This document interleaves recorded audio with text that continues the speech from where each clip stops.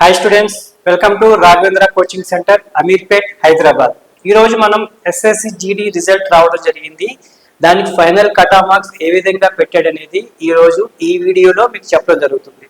ఒక విషయం గుర్తుపెట్టుకోండి, ఈ వీడియో మొత్తం చూడండి. దాన్ని బట్టి మీకు ఏమర్థం అవుతుందంటే కట్ ఆఫ్ మార్క్స్ ఏ విధంగా ఇచ్చాడు, ఏ క్యాస్ట్ వైజ్ ఏ విధంగా ఇచ్చాడు, ఏ స్టేట్ కి ఏ విధంగా ఇచ్చాడు అనేది ఈ వీడియోలో చెప్పడం జరుగుతుంది. అలాగే ఒక ఇంపార్టెంట్ విషయం అనేది ఈ వీడియోలో మీకు చెప్పడం జరుగుతుంది. దానికోసం మీరు ఈ వీడియో కంపల్సరీగా చూడండి అండి స్టూడెంట్స్. ఎప్పుడైనా ఇయర్ కి కట్ ఆఫ్ మార్క్స్ పెరుగుతుంది తప్ప తగ్గట్లేదు. ఓకే, సో కాంపిటీషన్ అనేది పెరుగుతుంది. నెక్స్ట్ ఎస్ఐసి జీడీకి 1 lakh పోస్టులు ఉన్నాయని చెప్పేసి మన సెంట్రల్ గవర్నమెంట్ లో అనౌన్స్మెంట్ ఇచ్చారు. సో వేకెన్సీస్ బాగానే ఉన్నాయి. అలాగే కట్ ఆఫ్ మార్క్స్ కూడా ఈ మధ్యన చాలా ఎక్కువగా పెరుగుతుంది. సో చదివే వాళ్ళు కూడా ఎక్కువ అవుతున్నారు. కాబట్టి ఇది మీరు గమనించి మన ప్రిపరేషన్ ఏ విధంగా స్టార్ట్ చేయాలి అనేది మీరు గుర్తుపెట్టుకోండి. ఓకే, ఆ భయం అనేది ఉంటే మీరు ఇప్పటి నుంచే ఈ ప్రిపరేషన్ స్టార్ట్ చేస్తే నెక్స్ట్ నోటిఫికేషన్స్ కైనా మనం ఇప్పుడైతే ఎవరైతే రాయలేదో, అలాగే 1 marks 2 marks అదే 0.5 లో పోయిన వాళ్ళు, 0.1% లో పోయిన వాళ్ళు కూడా చాలా మంది ఉంటారు. నెక్స్ట్ టైం వీళ్ళందరూ కూడా ఈ జాబ్ కొట్టుకోవడానికి మళ్ళీ వస్తారు. సో కాంపిటీషన్ అనేది మళ్ళీ పెరుగుతూ ఉంటుంది.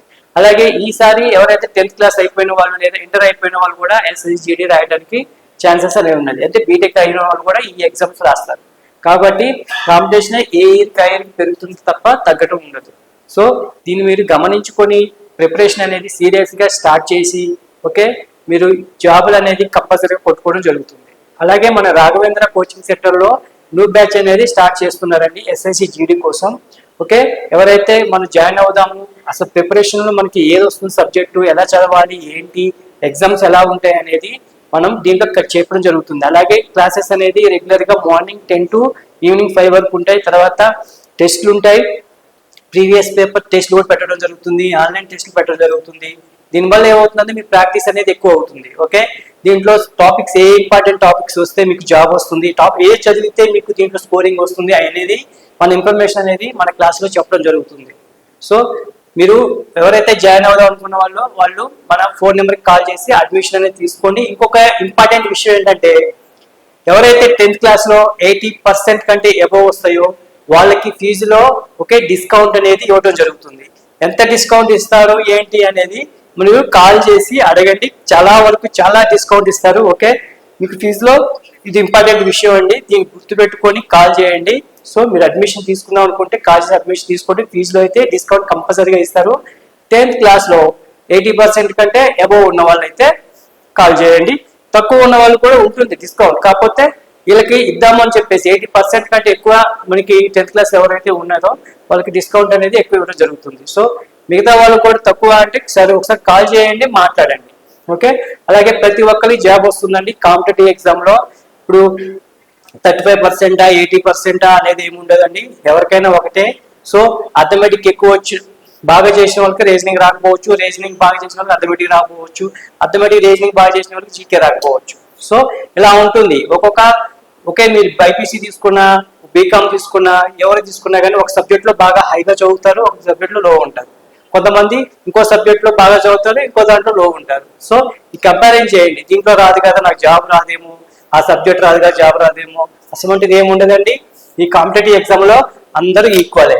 సో ఎవరైతే చదువుతారో వాళ్ళకే జాబ్, ఎవరైతే కష్టపడి చదువుతారో వాళ్ళకే జాబ్ వస్తుంది. అంతేలే కానీ నాకు ఆ సబ్జెక్ట్ రాదు ఈ సబ్జెక్ట్ రాదు అనేది ఏమి ఉండదు. ఎందుకంటే కొంచెం మ్యాథ్స్ బ్యాక్గ్రౌండ్ వాళ్ళకి మ్యాథ్స్ చేస్తారు, వాళ్ళు థియరీ సబ్జెక్ట్ రాకపోవచ్చు.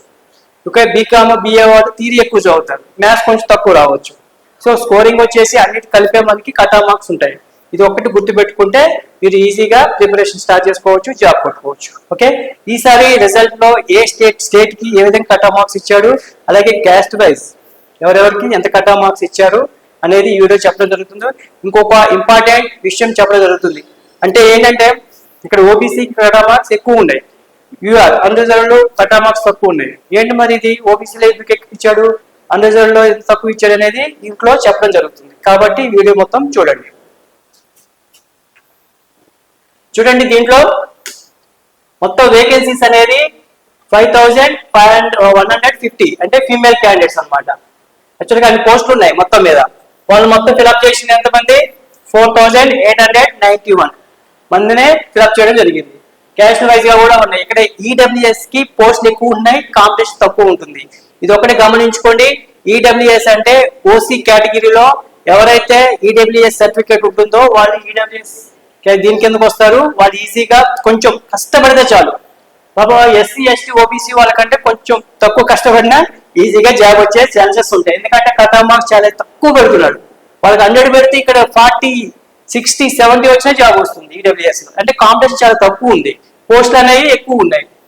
వీళ్ళకైతే పోస్టులు అనేది ఎక్కువ ఉన్న కాంపిటీషన్ ఎక్కువ ఉంది. దానివల్ల ఏమవుతుందంటే కట్ ఆఫ్ మార్క్స్ కూడా పెరుగుతుంది. అలాగే చూడండి మేల్లో వచ్చేసి 41,467 వేకెన్సీస్ ఉంటాయి. 39,375 పోస్టులు మాత్రం ఫిల్అప్ చేశారు. మిగతా అన్ని బ్యాక్లాగ్ పోస్టులు. సో నెక్స్ట్ మళ్ళీ ఈ పోస్టులు మళ్ళీ దాంట్లో వస్తుంది నెక్స్ట్ నోటిఫికేషన్. ఇక్కడ పార్ట్ ఏ అంటే arithmetic reasoning part A, part B అంటే జనరల్ స్టడీస్ అనమాట. జనరల్ స్టడీస్ వచ్చేసి పార్ట్ బి అనమాట. సో దీంట్లో చెప్పడం జరిగింది. చూడండి ఇక్కడ cut off marks part A, part B. Part A అంటే అథమెటిక్ రీజనింగ్, పార్ట్ బి అంటే జీకే.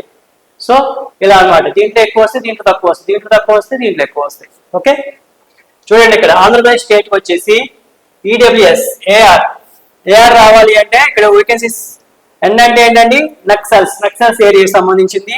జి అంటే జనరల్, బి అంటే బోర్డర్. సో ఆంధ్రప్రదేశ్ లో వేకెన్సీ ఒకటి ఉంటే ఒకటి ఫిల్అప్ అయింది. కట్ ఆఫ్ మార్క్స్ 87 పెట్టాడు. ఓకే ఇక్కడ చూడండి బిఎస్ఎఫ్ వచ్చేసి జనరల్ వచ్చేసి 4 ఉంటే 78, 4 ఫిల్అప్ అయ్యాయి. సో ఇది ఏంటంటే వేకెన్సీస్ ఇది ఫిల్అప్ అయినది అనమాట. అలాగే బిఎస్ఎఫ్ ఎస్సీకి వచ్చేసి 8 ఉంటే 6 ఫిల్అప్ అయ్యాయి, 58 మార్క్స్ పెట్టాడు నక్సల్స్. అదే జనరల్ వచ్చేసి 6 పోస్ట్ ఉంటే 6 ఫిల్అప్ అయ్యాయి, 85 అనేది కట్ ఆఫ్ మార్క్స్ పెట్టాడు. బిఎస్ఎఫ్ ఆంధ్రప్రదేశ్ బిఎస్ఎఫ్ వచ్చేసి ఎస్టీకి వచ్చేసి జనరల్ కేటగిరీలో 94 పెట్టాడు, ఎస్టీకి వచ్చేసి 77 పెట్టాడు. ఇది దీనికి నక్సల్స్. బిఎస్ఎఫ్ అండర్గ్రౌండ్ వచ్చేసి 15 పోస్టులు ఉంటే 100 మార్క్స్ పెట్టాడు. ఇక్కడ చెప్తున్నా చూడండి బిఎస్ఎఫ్ వచ్చేసి యూఆర్ అండర్గ్రౌండ్ వచ్చేసి 15 పోస్టులు అంటే 15 ఇక్కడ వచ్చేసి ఓకే అందరు సెలెక్ట్ అయిపోయారు, 100 మార్క్స్ పెట్టాడు. ఇక్కడ చూడండి బిఎస్ఎఫ్ ఓబీసీ జనరల్ కి 105 పెట్టాడు, బిఎస్ఎఫ్ యూఆర్ అండర్గ్రౌండ్ వచ్చేసి 100 పెట్టాడు. దీనే మీకు చెప్పడం అవుతున్నాను నేను ఇప్పుడు. సో ఇక్కడ తక్కువ కట్ ఆఫ్ మార్క్స్ ఇక్కడ ఎక్కువ కట్ ఆఫ్ మార్క్స్ ఉండడానికి కారణం ఏంటంటే మీరు అప్లై చేసేటప్పుడు ఎవరైతే OBC category SC ST category వాళ్ళ స్టూడెంట్స్ ఉంటారో వాళ్ళు క్యాస్ట్ రిలైజేషన్ అనేది పెట్టుకున్నారు. దాంట్లో పెట్టుకున్నప్పుడు ఏంటంటే వాళ్ళు ఓబీసీ కిందనే వస్తారు, ఓపెన్ కేటగిరీ కింద రాదు. ఓకే అది కూడా గుర్తుపెట్టి ఎస్సీ అయినా ఎస్టీ అయినా ఓకే ఓబీసీ వాళ్ళైనా ఏంటంటే అప్లై చేసేటప్పుడు మనకి ఏజ్ సరిపోలేదని చెప్పేసి 3 years 5 years ఇచ్చాడు కదా, దాంట్లో మీరు ఏజ్ రిలైజేషన్ అనేది పెట్టుకున్నారు. పెట్టుకున్నప్పుడు ఏమైంది మీరు ఓపెన్ లో రారు, ఓబీసీ కేటగిరీలోనే వస్తారు.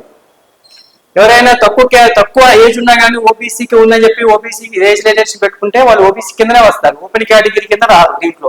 సో దానివల్ల ఏమవుతుందంటే ఇప్పుడు ఎవరైతే ఏజ్ రిలేషన్ పెట్టుకోలేదో వాళ్ళు ఓపెన్ లో కొట్టుకుంటారు. 101 వచ్చినా వాళ్ళకి జాబ్ వచ్చింది, నీకు 102 వచ్చినా కానీ నీకు జాబ్ రాలే. కారణం నువ్వు అక్కడ ఓబీసీ అనేది ఏజ్ రిలేషన్ పెట్టుకున్నావు, దానివల్ల నీకు జాబ్ రాలే. ఓన్లీ ఓబీసీలోనే జాబ్ వస్తుంది. అందుకనే ఎస్సీ ఎస్టీ ఓబీసీ వాళ్ళకి కట్ ఆఫ్ మార్క్స్ ఆ క్యాస్ట్ లో పెరిగింది. ఓకే దీంట్లో ఓపెన్ కేటగిరీ తగ్గింది. అదంటే 18 నుంచి 23 ఉన్నది అని ఏజ్ రిలైజేషన్ కావాలి అని పెట్టుకోలేదు ఓబీసీ వాళ్ళు ఎస్సీ ఎస్టీ వాళ్ళు. సో వాళ్ళకి ఎక్కువ మార్క్స్ వస్తే 100 మార్క్స్ కంటే ఎక్కువ వస్తే వాళ్ళకి ఇందులోనే ఇస్తారు జాబ్. ఓబీసీ కేటగిరీలో ఎవరైతే ఏజ్ రిలైజేషన్ పెట్టుకున్నారో హైట్ కానీ ఏమైనా చెస్ట్ ఏమైనా కొంచెం తేడా ఉన్న వాళ్ళు మాత్రం ఓబీసీ కిందనే వస్తారు, వాళ్ళ కట్ ఆఫ్ మార్క్స్ ఎక్కువ అవుతుంది. అర్థమైంది కదా, ఇది ఒకటి గుర్తుపెట్టుకోండి. నెక్స్ట్ అప్లై చేసినప్పుడు ఏదైనా తప్పులు చేస్తే ఆ తప్పులు చేయకుండా అప్లై చేసుకోండి. చూడండి ఇక్కడ ఆంధ్రప్రదేశ్ సిఐఎస్ఎఫ్ వచ్చేసి ఈడబ్ల్యూఎస్ జనరల్ 89 పెట్టాడు. ఓకే ఈడబ్ల్యూఎస్ 4 ఉంటే నక్సల్స్ కి 89 పెట్టాడు. దానికి కూడా ఓబీసీకి వచ్చేసి 108 పెట్టాడు, 105 వచ్చేసి జనరల్ లో పెట్టాడు. ఇక్కడ చూడండి సిఎస్ఎఫ్ యూఆర్ వచ్చేసి 115 పెట్టాడు. ఓకే నక్సల్స్ వచ్చేసి 111 పెట్టాడు. సో అదనమాట. సో ఆంధ్రప్రదేశ్ లో ఏంటది ఈడబ్ల్యూఎస్ వచ్చేసి చాలా మంది అప్లై చేస్తున్నారు, అలాగే పోస్టులు కూడా చాలా వరకు ఫిల్అప్ అవుతున్నాయి. కానీ తెలంగాణకు వచ్చేసరికి ఈడబ్ల్యూఎస్ అనేది చాలా తక్కువ మంది అప్లై చేస్తున్నారు కాబట్టి పోస్టులు మిగిలిపోతున్నాయి. నెక్స్ట్ చూడండి ఇక్కడ తెలంగాణలో వచ్చేసి ఈడబ్ల్యూఎస్ పోస్టులు మిగిలిపోతున్నాయి. ఓకే ఏపీలో వచ్చేసి మిగలట్లేదు. కారణం ఏంటంటే వాళ్ళ సర్టిఫికేట్స్ ఉన్నాయి, చాలా మంది అప్లై చేసుకున్నారు, వాళ్ళు ఎలిజిబుల్ ఉంటే వాళ్ళకి వచ్చేస్తున్నాయి. ఓకేనా చూడండి ఆంధ్రప్రదేశ్ ఐటీబీపీకి వచ్చేసి ఈడబ్ల్యూఎస్ 2 2 పోస్టులు ఉంటే 1 ఫిల్అప్ అయింది, 82 వచ్చాయి.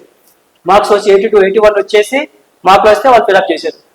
పార్ట్ ఏలో 29, పార్ట్ బిలో 9 వచ్చాయి. పార్ట్ ఏ అంటే arithmetic reasoning. So arithmetic reasoning లో చాలా మందికి ఎక్కువ మార్క్స్ వస్తుంటాయి. మళ్ళీ నెక్స్ట్ మనం వచ్చేసి తెలంగాణ చూద్దాం. తెలంగాణలో కట్ ఆఫ్ మార్క్స్ ఏ విధంగా ఇచ్చారు అనేది చూడండి. ఇక్కడ తెలంగాణలో వచ్చేసి కట్ ఆఫ్ మార్క్స్ అనేది ఏ విధంగా ఉన్నది. ఏఆర్ వచ్చేసి ఈడబ్ల్యూఎస్ జనరల్ 1 పోస్ట్ ఉంటే 46, కేవలం 46 వస్తేనే జాబ్ వచ్చేసింది. ఏఆర్ వచ్చి ఓబీసీకి వచ్చేసి 102. ఓకే, ఎస్సీ వాళ్ళకైతే 89. ఏఆర్ వచ్చేసి నక్సల్స్ ఏరియా ఎస్సీ అయితే 88.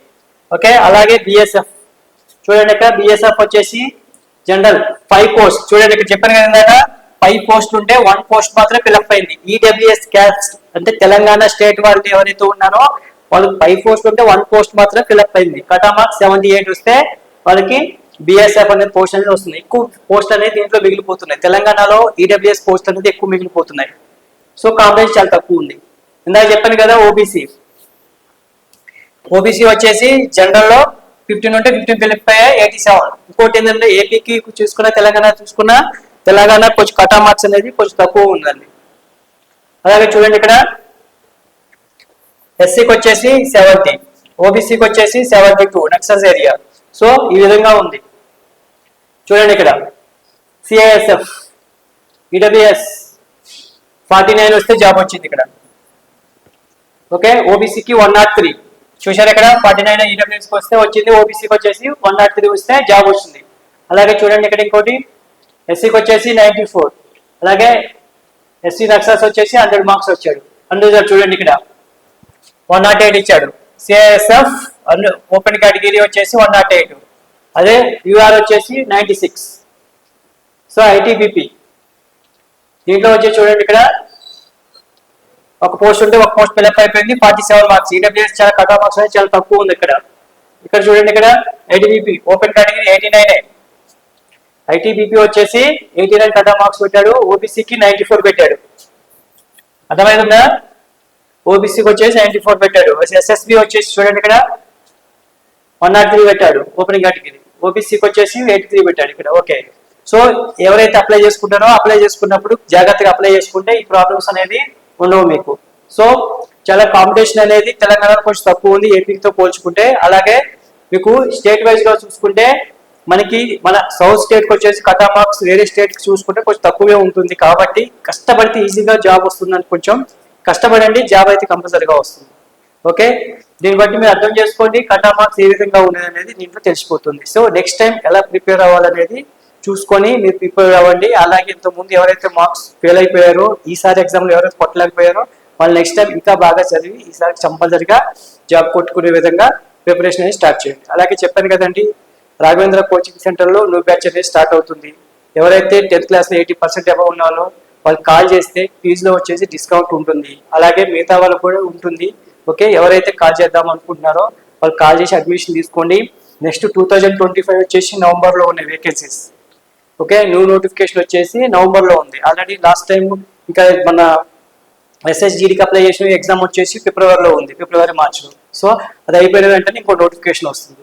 ఇంకెవరైతే ప్రిపరేషన్ స్టార్ట్ చేద్దాం అనుకున్న వాళ్ళకైతే మీరు జాయిన్ అయ్యి మీరు ప్రిపరేషన్ స్టార్ట్ చేయండి. అలాగే ఈ ప్రిపరేషన్ స్టార్ట్ చేయడం వల్ల నెక్స్ట్ తెలంగాణలో వచ్చే పోలీస్ జాబ్ కూడా ఇది యూజ్ అవుతుంది. ఎందుకంటే తెలంగాణకి ఈ ఎస్ఎస్సి వాళ్ళకి సంబంధించింది ఏంటంటే స్టేట్ లెవెల్కి సంబంధించింది అయితే తెలంగాణ డిస్ట్రిక్ట్ తెలంగాణ మూమెంట్ ఈ లోకల్ సబ్జెక్టులు అడుగుతారు కాబట్టి మిగతా సబ్జెక్టులన్నీ కామన్గా ఉంటుంది. ఓన్లీ మన తెలంగాణ అంటే తెలంగాణ వాళ్ళకి Telangana history, Telangana movement, Telangana geography ఇవనేది కొంచెం డిఫరెంట్గా ఇస్తాడు. అదే సబ్జెక్టులు ఎక్స్ట్రా వస్తాయి. ఏపీ అయితే ఏపీ హిస్టరీ అనేది ఎక్స్ట్రా వస్తాయి. సబ్జెక్టులు అవే కానీ మిగతా సబ్జెక్టులు అన్ని సేమ్ ఉంటాయి. సో ఇది ప్రిపరేషన్ చేసుకుంటే అది కూడా వస్తుంది. మన దగ్గర పోలీస్ బ్యాచెస్ సపరేట్గా ఉంటాయి, ఎస్ఎస్సి ఆర్ఆర్బి బ్యాచెస్ సపరేట్గా ఉంటాయి, గ్రూప్స్ బ్యాచెస్ సపరేట్గా ఉంటాయి, ఏ బ్యాచ్ బ్యాచ్ సపరేట్గా ఉంటాయి. కాబట్టి మీకు ఎటువంటి ప్రాబ్లం ఉండదు. ఎవరైతే అడ్మిషన్ తీసుకుందాం అనుకున్న వాళ్ళు అడ్మిషన్ తీసుకోండి, ప్రిపరేషన్ స్టార్ట్ చేయండి. 2025లో వేకెన్సీస్ అనేది చాలా ఎక్కువ ఉన్నాయి. మీకు already RRB notification calendar year ఇచ్చాడు, ఎస్ఎస్సి క్యాలెండర్ ఇయర్ ఇచ్చాడు, Telangana government already calendar year అనేది ఇవ్వడం జరిగింది. ఏపీ వాళ్ళు కూడా క్యాలెండర్ ఇయర్ వస్తుందని చెప్పేసి అంటున్నారు. సో ఈ 2025 అయితే వేకెన్సీస్ అనేది చాలా ఎక్కువ ఉన్నాయి, చాలా బిజీగా ఉండొచ్చు. సో ప్రిపరేషన్ స్టార్ట్ చేసి మీరు ఈసారి జాబ్ కొట్టుకునే విధంగా చూసుకోండి. Thank you.